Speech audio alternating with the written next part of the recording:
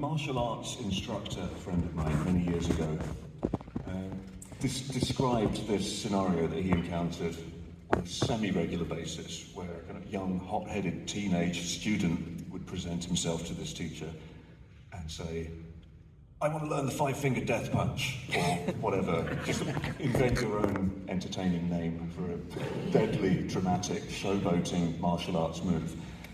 And this kid would show up clearly not ready to absorb this knowledge, but showing signs of losing interest if he didn't get something along those lines out of his teacher, just as a kind of motivational thing.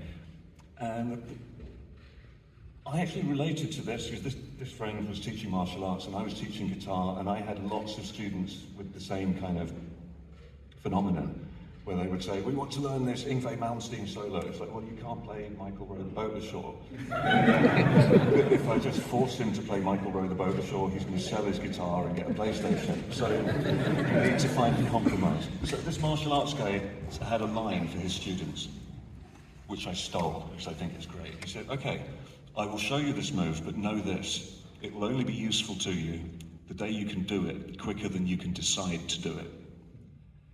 And I think whatever you learn on your instrument is kind of like that.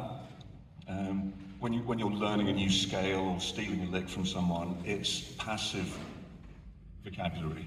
It's in your brain, you know the facts, but you have to go through a thought process and choose to access this thing that you just learned, and then try and force it into a musical situation. So it's not immediate.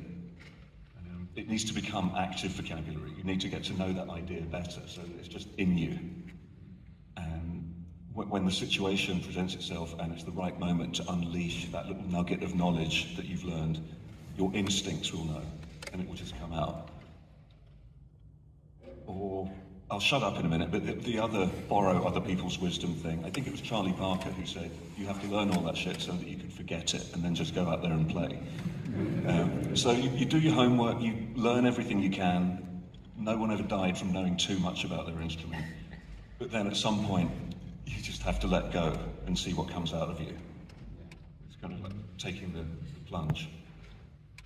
Thank you so much.